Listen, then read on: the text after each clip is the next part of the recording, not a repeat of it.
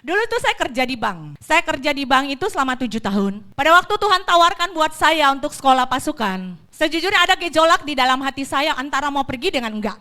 Pertimbangan saya banyak. Hari itu saya bantu orang tua saya untuk membiayai sekolah adik saya. Yang kedua, nanti kalau saya sekolah siapa yang biayain? Saya nggak mungkin kan minta uang sama orang tua biayain, sedangkan adik saya 2 orang masih ada kuliah. Itu benar-benar bergejolak di dalam hati saya. Bahkan hari itu adik saya perempuan bikin masalah juga. Itu bikin saya pusing antara saya mau pergi dengan enggak. Tetapi setelah doa dan pemimpin doa, itu didapat dari Tuhan bahwa itu jatah saya untuk berangkat. Tetapi di sini saya masih banyak keraguan, saya masih punya pertimbangan. Pergi enggak? Rela enggak saya tinggalin pekerjaan? Ini di bank saudara banyak orang pengen kerja di bank enggak dapat jatah. Ini udah kerja di bank udah bertahun-tahun, udah dapat gaji bagus, udah dapat posisi bagus. Tiba-tiba mau ditinggalin hanya pergi sekolah.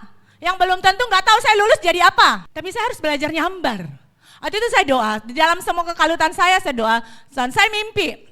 Di rumah kos saya waktu itu, saya mimpi teman penari saya sama-sama nari, tiba-tiba setelah nari itu kita letih lelah, terus saya tertidur. Saya tertidur tuh saya dipangku sama dia, terus tiba-tiba dia ngomong, dia teman saya perempuan, dia elus-elus kepala saya dan dia ngomong gini, Lin, kenapa kamu khawatir? Harusnya kamu bersyukur dari sekian banyak orang kamu dipilih. Tapi perkataannya itu bukan seperti dia. Itu seperti Tuhan yang memangku saya dan mengelus-elus sampai air mata saya itu nangis. Perkataannya itu nyantol sampai di jantung dan hati saya yang membuat di dalam saya mimpi itu nangis, air mata saya bercucuran.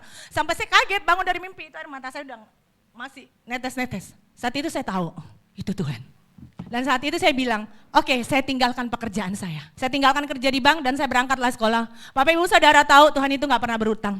Saat kita sepakat dengan hatinya, saat kita sepakat dengan kerinduannya. Saya tuh berangkat sekolah, saya nggak beli tiket. Itu Tuhan yang sediain.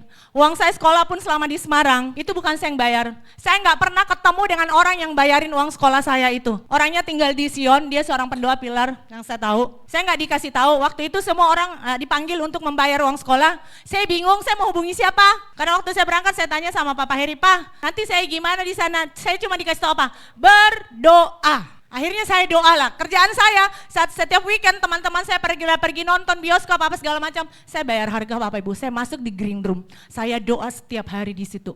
Jerit sama Tuhan. Saya mau kenal siapa itu Tuhan. Saya nggak pergi weekend, saya nggak pergi main seperti teman-teman saya pada kebanyakan. Karena saya tahu saya ini orang yang ditebus, yang dibayar. Saya belajar tahu diri. Saya juga bingung apa semuanya. Karena memang waktu itu ini biayanya gimana. Akhirnya saya menghadap ke staf, saya bilang, saya gimana ya, saya belum bayar uang sekolah, saya belum punya. Tiba-tiba saya dikasih tahu sama staf, Arlin kamu udah lunas ya? Saya kaget, siapa yang bayarin? Apakah Ko Heri? Pak yang disuruh, bukan. Terus siapa? Pokoknya ada. Saya nangis, saya bilang Tuhan, makasih. Tuhan itu gak pernah berutang, Tuhan itu jamin. Akhirnya saya lulus sekolah, saya tanya Allah, saya nggak pernah dikasih tahu itu siapa orangnya. Saya nggak pernah sampai hari ini, saya belum pernah ketemu dia orangnya ada di sana. Saya nggak tahu, yang saya tahu, yang saya dikasih tahu dia seorang pendoa dan waktu beliau berdoa dia dapat dari Tuhan bahwa dia disuruh Tuhan untuk membiayai saya selama sekolah. Itu yang saya dikasih info dan sungguh saya berterima kasih. Dan saya mau berkata bahwa setiap kali Tuhan ingin melakukan sesuatu,